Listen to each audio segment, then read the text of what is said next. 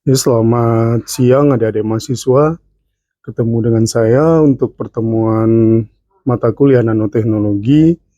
Hari ini kita akan membahas pertama pengantar untuk mata kuliah nanoteknologi. Kita membedakan dulu istilah nanoscience, nanomaterial, dan nanoteknologi. Karena ketiga-tiga ini seolah-olah sama, ternyata punya batas-batas yang berbeda. Oke, nanoscience itu adalah ilmu, karena ada science di sana ya adik-adik ya.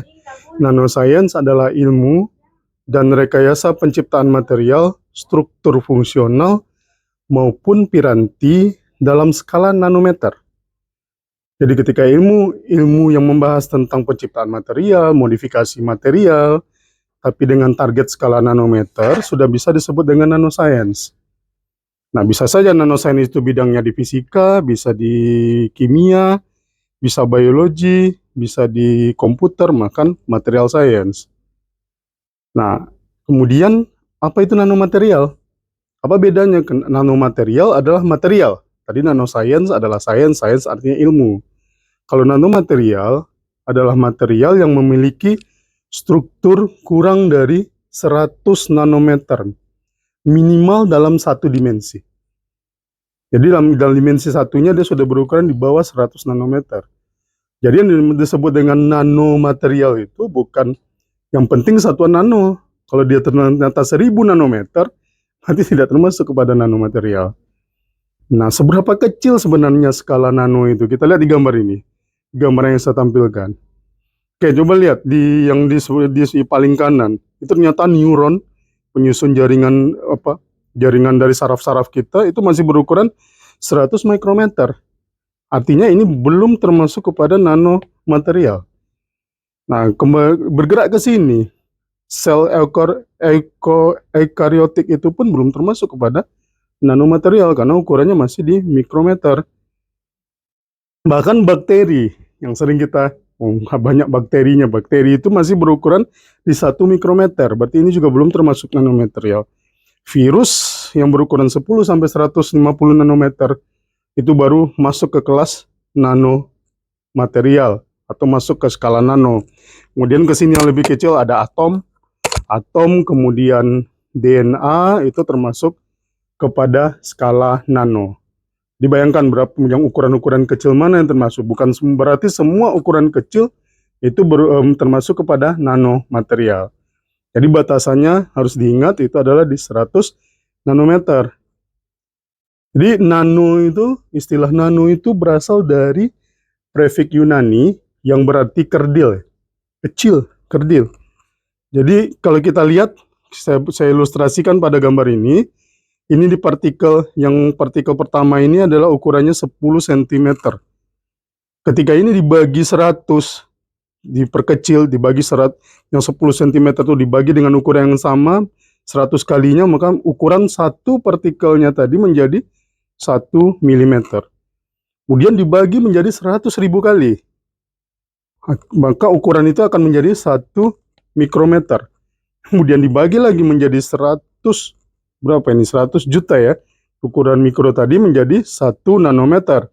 Makanya kalau ke meter, nano itu setara dengan 10 pangkat min 9 meter. Nah, bayangkan bagaimana perubahan ukurannya dari besar menjadi kecil atau kerdil yang berasal dari bahasa Yunani tadi, yang kemudian dikenal dengan istilah nano. Nah, sekarang kita lihat ada klasifikasi nanomaterial berdasarkan dimensi struktural. Nah, adik-adik mahasiswa, kalau kita bicara tentang dimensi, nanti kita akan bicara tentang koordinat X, Y, Z ya. Kita melihat dari ada 1 dimensi, 2 dimensi, atau 3 dimensi. Nah, klasifikasi nanomaterial untuk yang pertama, ada yang disebut dengan zero dimensional nanomaterial, atau nanomaterial zero dimensi nol ya. Yaitu struktur material yang semua dimensinya pada material itu berukuran 1 sampai 100 nano. Ingat, tadi kita sudah bahas yang termasuk nanomaterial adalah ukuran di bawah 100 nanometer. 500 nanometer, meskipun satuan nanometer belum tentu nanomaterial. Jadi, apa maksudnya ini semua? Kalau ini kita tarik, biasanya material yang termasuk zero dimensi ini, itu adalah materialnya bentuknya bola. Kenapa bola? Karena kalau dia bola, dimensi X, Y, Z mau kita tarik, ukuran diameternya pasti sama. Ketika dia berukuran misalnya 20 nanometer, maka semua dimensinya akan berukuran 20 nanometer.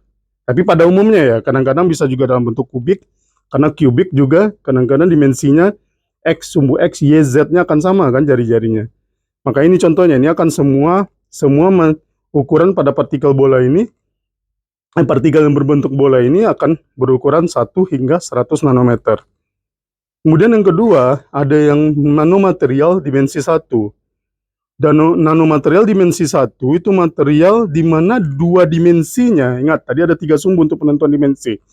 Dua dimensinya berada pada skala nano, sedangkan dimensi ketiga itu lebih atau melewati batas dari skala nano, yaitu lebih besar dari 100 nanometer.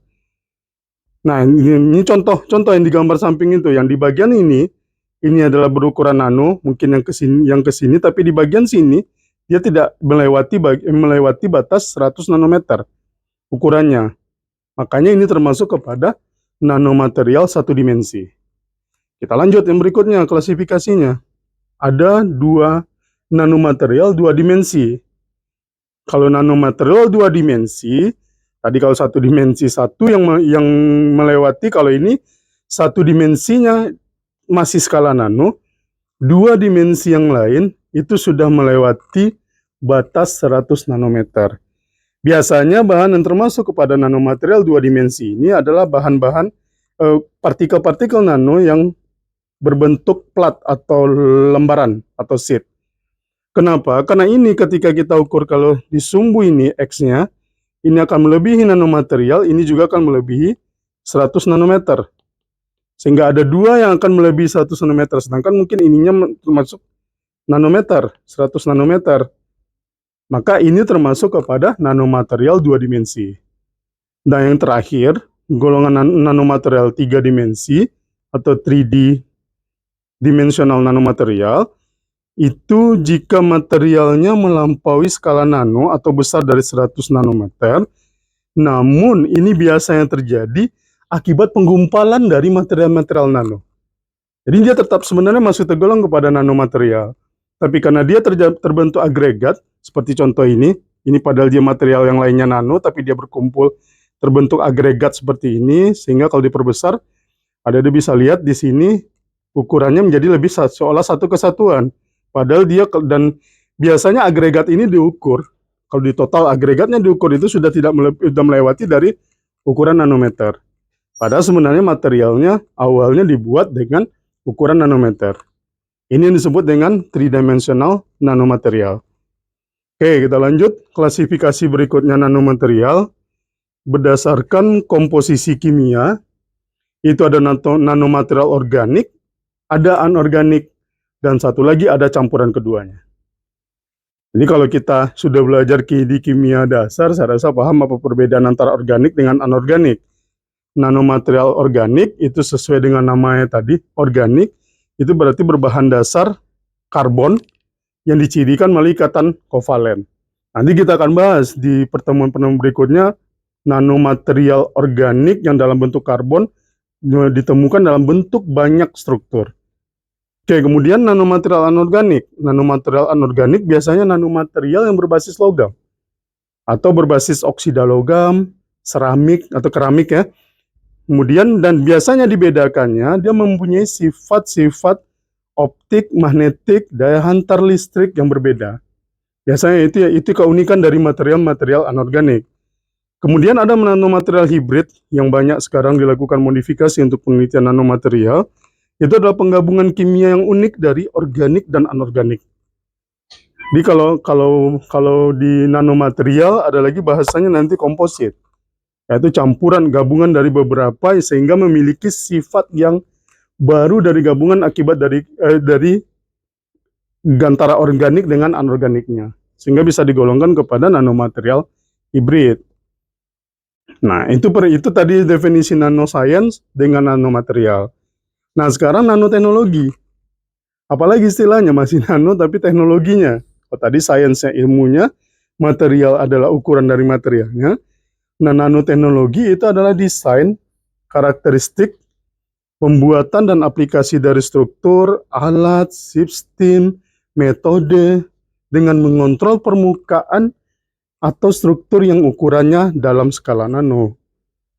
Nah, apa concernnya? Apa syaratnya kita bisa sebut dia sebagai nanoteknologi? Jika yang pertama itu adalah masalah ukuran. Yang pertama dia bisa digolongkan sebagai nanoteknologi berkaitan dengan ukuran yang dibentuk dari partikel itu sudah pasti ya nano. Nah pasti kan kalau dia ukurannya tidak nano dia tidak bisa tergolong nanoteknologi. Nah concern kedua adalah kebaruan. Kebaruan fungsi ketika kita buat dia materialnya menjadi nanomaterial, udah ukurannya nano, tetapi ternyata fungsinya tidak lebih baik dari ukuran yang lebih besar, atau fungsinya tidak lebih baru dari ukurannya dengan ukuran besarnya, maka dia tidak bisa digolongkan sebagai nanoteknologi. Lalu masuk ke mana Pak? Itu kan sudah ukurannya nano, berarti dia hanya tergolong sebagai nanomaterial. Dan ilmu membuatnya itu adalah tergolong sebagai nanoscience. Tapi dia belum bisa kita golongkan sebagai nanoteknologi. Karena syaratnya tadi, selain dia berukuran nano, dia mempunyai nilai kebaruan, nilai fungsi yang lebih baik dari bentuk yang bukan nanonya atau bentuk besarnya. Nah, di nanoteknologi ini, yang biasa-biasa digunakan di beberapa aplikasi untuk nanoteknologi, sudah bisa membedakan ya antara nanoscience, nanomaterial dengan nanoteknologi. Jadi bisa saja metodenya digunakan adalah ilmu untuk membuat nano, tapi ternyata tidak dapat ukuran nano, berarti itu termasuk kepada nanoscience. Begitu berhasil membuat ukuran nano, tetapi tidak mempunyai fungsi yang baru, kegunaannya lebih baik daripada ukuran besarnya, maka termasuk kepada nanomaterial saja. Belum tergolong kepada nanoteknologi.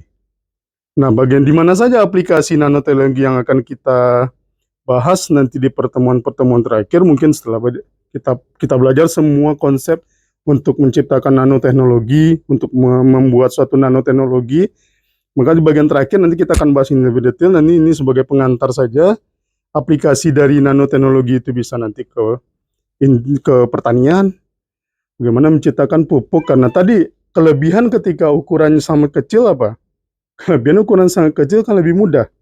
Lebih mudah untuk terserap ke tanaman. Jadi kalau dibuat pupuk dengan ukuran nanomaterial, lebih mudah, mungkin lebih hemat dalam pemanfaatannya nanti.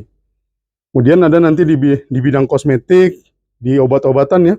Di obat-obatan atau di kedokteran, sekarang bahkan dibuat alat-alat yang berukuran nano, yang bisa masuk menjelajah di dalam tubuh kita, tinggal dimasukkan ke hidung atau ke mulut, nanti bisa mendeteksi penyakit yang ada di dalam tubuh kita. Itu juga salah satu nanoteknologi yang ada di dunia kedokteran.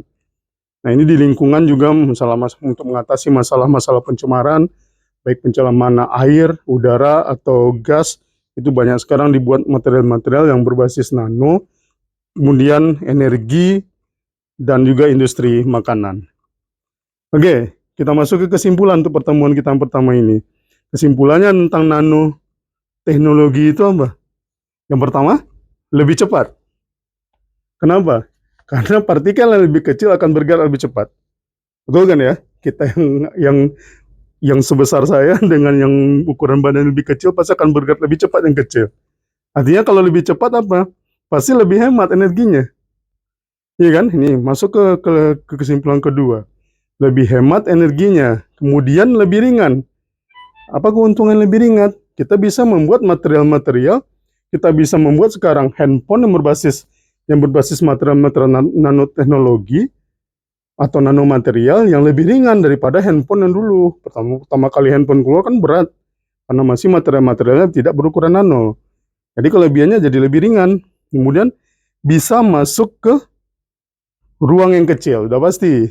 Jadi kalau kita butuh suatu teknologi tapi ternyata ruang tempat menjelajahnya kecil, dengan membuat nanomaterial menjadi lebih gampang. Dan terakhir, kalau dia materialnya lebih kecil, pasti dia akan lebih murah. Karena kalau biasanya 100, tadi kita lihat bagaimana membagi partikel jadi 100 menjadi nanomaterial kan lebih murah. Cuma kita beli 1/1000 atau 1/100 juta dari ukuran yang sebelumnya. Tentu harganya juga 1/100 juta dari material besarnya. Oke, saya rasa itu untuk pertemuan kita hari ini untuk membahas memahami bagaimana perbedaan antara nanoscience, nanomaterial, dan nanoteknologi.